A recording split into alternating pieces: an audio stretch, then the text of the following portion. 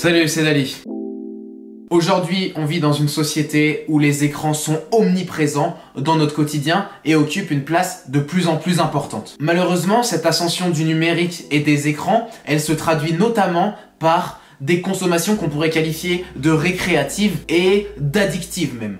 D'après une étude scientifique, entre 13 et 18 ans, on frôle les 6h45 d'écran par jour. C'est totalement astronomique. Alors évidemment que Internet, les écrans, etc., ça a un tas d'avantages, on est tous d'accord pour le dire. Bim, tu fais ça, t'as l'info, t'as la réponse à ta question. Tu peux créer du contenu, tu peux faire des vidéos YouTube. Et ça, c'est magique.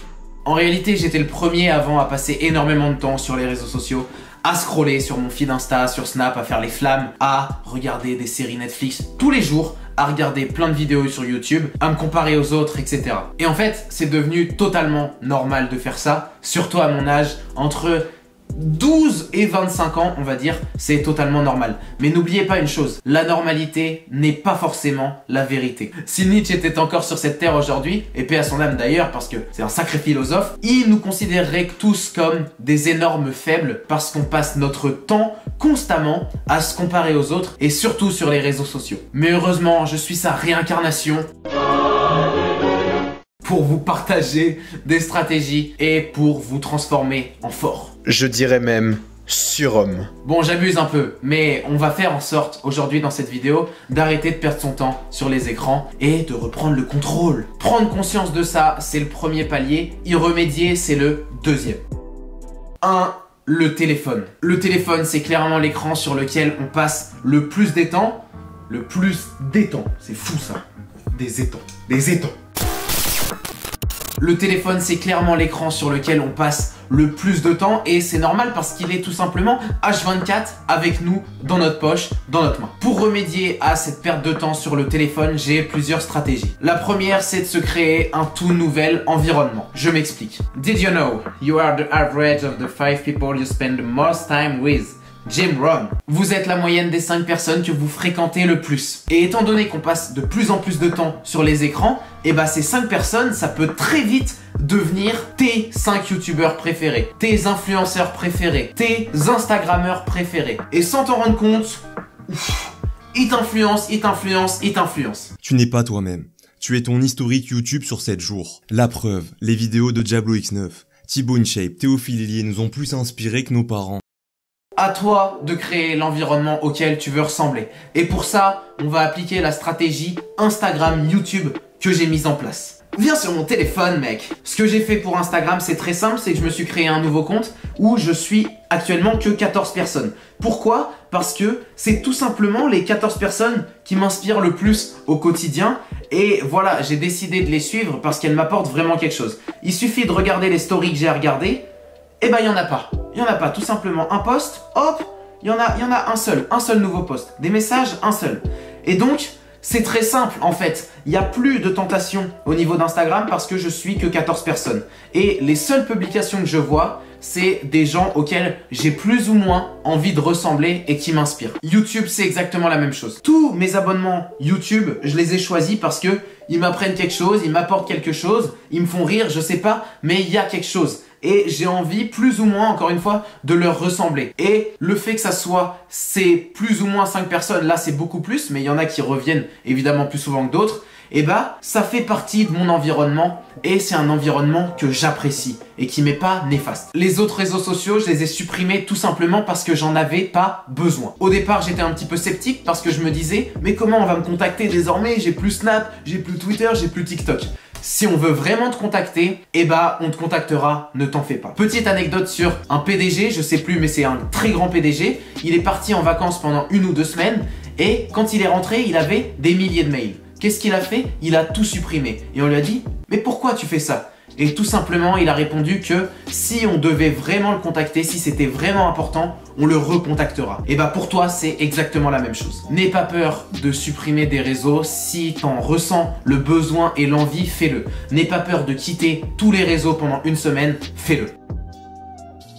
Niveau fond d'écran, j'ai mis des petites notes que j'ai prises et c'est des habitudes que j'aspire à mettre en place, qui sont plus ou moins déjà en place dans mon quotidien, mais voilà, je m'en souviens, il faut que je m'en rappelle. Ensuite, quand on arrive, qu'est-ce qu'on a? Alors tout simplement, j'ai mis en widget Google Agenda pour me rappeler de ce que j'ai à faire. Et à part ça, il n'y a rien d'autre. Parce que quand je vais sur mon téléphone, c'est pour une action bien précise. C'est pas en mode, oh tiens, je sais pas quoi faire. Non, la première chose que je vois, c'est juste ce que j'ai à faire, tout simplement. Et quand j'ai rien à faire, et bah là, je peux scroller. Mais si j'ai quelque chose à faire, et bah on le fait. Et après, on retourne sur son téléphone. Bref, niveau appli, bon voilà, Google Agenda pour faire son emploi du temps. En ce moment, j'utilise pas trop. Mais c'est quand même très utile, il y a des moments, on peut le voir, où j'utilisais plutôt beaucoup. Ça dépend des périodes en fait. Ensuite, niveau appli, bon, Messenger, j'utilise pour garder un petit peu le contact. À part ça, voilà, Binance, c'est pour acheter de la crypto. Ils ont lu 2-3 articles sur le Bitcoin. Maintenant, ils se prennent pour des traders. Hit Tabata, tout simplement pour faire du sport en hit. Insta, l'entraînement, ça c'est pour le sport. Noisely, c'est les bruits blancs. Basic Fit, c'est pour la salle. Là, c'est pareil, il n'y a rien de Deezer, j'écoute des podcasts dessus. Et en fait, il n'y a rien. Il n'y a pas d'appli de jeu, il n'y a rien. Toutes les applis que j'ai, je les ai sélectionnées. J'ai fait ce qu'on appelle un petit peu une détox numérique, une sorte de minimalisme au niveau de mon téléphone pour faire en sorte d'avoir uniquement ce qui m'apporte de la valeur ajoutée et ce que j'utilise.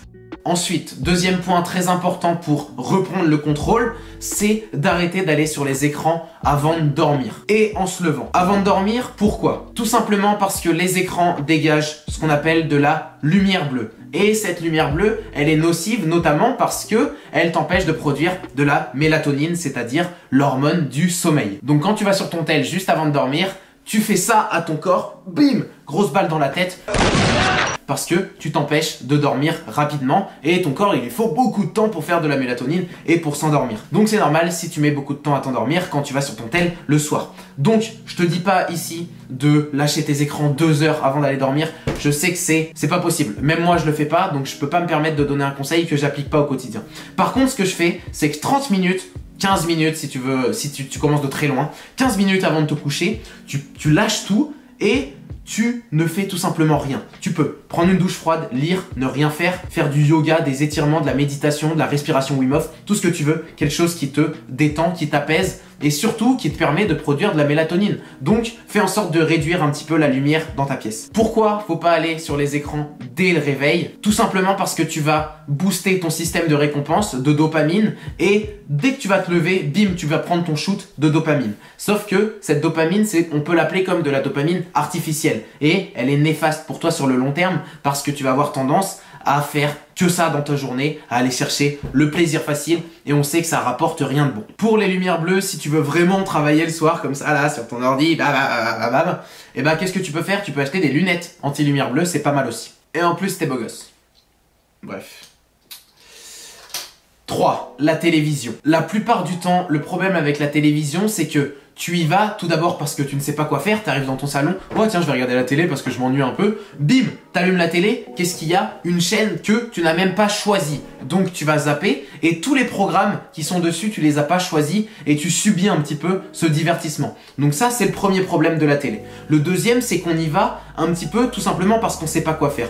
Et c'est important de distinguer les deux types de divertissement. Le divertissement qu'on choisit et qui nous fait du bien, par exemple regarder un bon film ou aller au cinéma, manger au restaurant avec des amis, cuisiner un bon plat, un truc comme ça c'est ok, 100% bien sûr, mais il y a le divertissement que on peut considérer un petit peu plus comme subi. Et là, ça devient un problème. Et pour ça, j'ai la solution. Il y a un an, je substituais facilement mon ennui par le divertissement et j'avais l'impression de tout simplement ne plus m'ennuyer. Et pour y remédier, qu'est-ce que j'ai fait? À partir du moment où je m'ennuyais, je ne savais pas quoi faire, et bah, je venais ici à mon bureau, je m'asseyais et je ne faisais rien.